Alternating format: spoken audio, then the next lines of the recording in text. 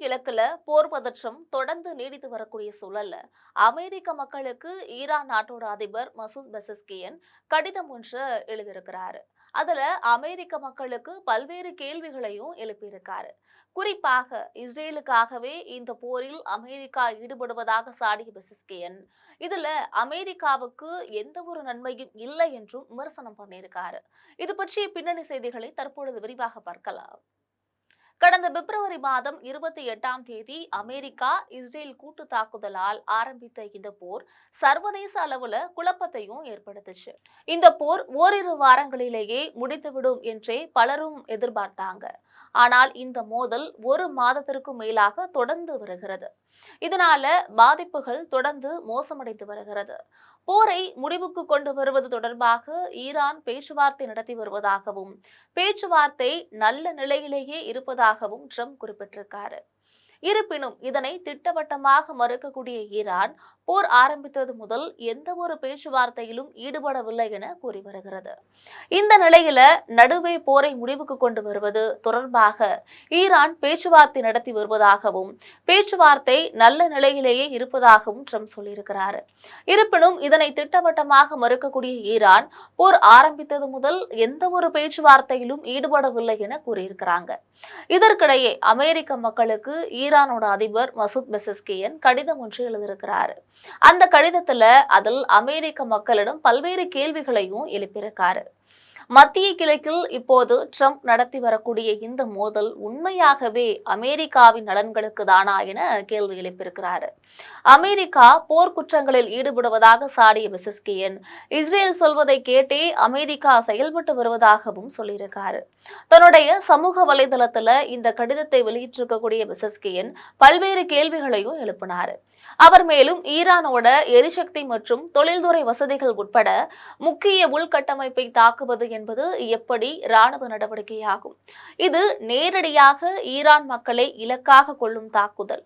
இது போர்க்குற்றம் மட்டுமல்லாது ஈரான் நாட்டிற்கு வெளியேயும் நீண்டகால விளைவுகளை ஏற்படுத்தும். இத்தகைய செயல்கள் சர்வதேச அளவில் குழப்பத்தை ஏற்படுத்தும். உயிரிழப்புகளும் அதிகரிக்கும். பொருளாதார செலவுகள் மோசமாகும். இது மட்டுமல்லாது போர் ஆண்டு கணக்கில் நீடிக்கும் சூழலையும் உருவாக்கும். நான் ஒன்றை மட்டும் அமெரிக்க மக்களிடம் கேட்டுக்கொள்ள விரும்புகிறேன். அமெரிக்காவின் நலன் என சொல்லக்கூடிய ட்ரம்ப் இந்த போரை நடத்துகிறார். உண்மையாகவே இந்த போரால் அமெரிக்காவுக்கும் அமெரிக்கர்களுக்கும் என்ன நன்மை கிடைக்கிறது? இந்த போரை நியாயப்படுத்த ஈரானிடமிருந்து ஏதாவது அச்சுறுத்தல் இருந்ததா? இஸ்ரேலின் பிரதிநிதியாக இஸ்ரேல் சொல்வதை கேட்டே அமெரிக்கா இந்த போரில் ஈடுபட்டு வருகிறது. அமெரிக்கா ஃபர்ஸ்ட் இந்த போரில் இருக்கிறதா என்று அடுக்கடுக்கான கேள்விகளையும் எழுப்பியிருக்காரு. சாதாரண அமெரிக்கர்கள் ஈரானோட எதிரிகள் அல்ல என்றும் அவர் தெளிவுபடுத்தியிருக்கிறாரு. மேலும் மோதல் வேண்டுமா அல்லது நல்லுறவு வேண்டுமா என்று முடிவெடுக்க வேண்டிய நேரம் வந்துவிட்டது. இந்த முடிவே எதிர்கால தலைமுறைகளின் போக்கை வடிவமைக்கும். கடந்த காலங்களில் ஈரான் மீது பலரும் படையெடுத்தாங்க. அப்படி ஈரான் மீது படையெடுத்து வந்தவர்கள் பெயர்கள் வரலாற்றுல களங்கத்துடன் மட்டுமே எஞ்சி இருக்கக்கூடிய நிலையில ஈரான் கண்ணியம் பெருமையுடன் இன்றும் துணிந்து நிற்கிறது அப்படின்னு சொல்லியிருக்கிறாரு. மேலும் அமெரிக்க அதிபர் ட்ரம்பின் பதவிகள் இஸ்ரேல் பிரதமர் நெத்தன்யாகுவின் அறிக்கைகளை வைத்து பார்த்தால் இந்த போர்ல மிகப்பெரிய தோல்வியை சந்தித்தது ஈரான் தான் என்பது போலதான் நமக்கு தோன்றும். ஆனால் அதுவும் உண்மையல்ல. இந்த போரின் முக்கிய காரணங்களில் ஒன்று ஈரான் அணு ஆயுதம் தயாரிக்கிறது என்ற ஒரே ஒரு குற்றச்சாட்டுதான். ஆனால் அமெரிக்காவின் B2 குண்டுகளாலும் இஸ்ரேலோட இத்தனை தாக்குதல்களாலும் அணு ஆயுத தளங்களை எதுவும் செய்ய முடியவில்லை என்பதுதான் நிதர்சன உண்மை. இந்த போரின் பாதிப்பால் அணுசக்தி திட்ட செயல்பாடுகள் சில மாதங்கள் தள்ளி போயிருக்கிறது, அவ்வளவுதான் என ஒரு ரகசிய அறிக்கை கண்டறிந்துள்ளதாக CNN மற்றும் தி நியூயார்க் டைம்ஸ் செய்தி வெளியிட்டிருக்காங்க. இஸ்ரேல் தொடர்ந்து தாக்கினாலும் அதற்கு பதிலடி கொடுத்து இஸ்ரேலுக்கு சமமான நாடு ஈரான் என்பதை உலகுக்கு வெளிப்படுத்தியிருக்கிறது. இதன் மூலம் தனக்கு எதிராக செயல்படக்கூடிய எந்த நாட்டையும் கட்டுப்படுத்த முடியும் என்பதை உணர்த்தியிருக்கிறது. இந்த போர் ஈரான் குடிமக்களிடமும் தன்னுடைய இராணுவ ஆதிக்கத்தை மீண்டும் உறுதிப்படுத்தியிருக்கிறது.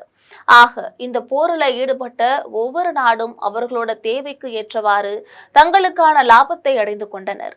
மொத்தத்தில் சொல்ல வேண்டுமானால் இந்த போரில் எந்த நாடும் தனிப்பட்ட வெற்றியை பெறவில்லை என்பது தெரிகிறது. இது பற்றி நீங்கள் நினைக்கக்கூடிய கருத்துக்களை மறக்காமல் கமெண்டில் பதிவிடுங்கள். இது போன்ற உலக செய்திகளுக்காக எப்பொழுதும் இணைப்பில் இருங்கள் ஜெம் தொலைக்காட்சியோடு.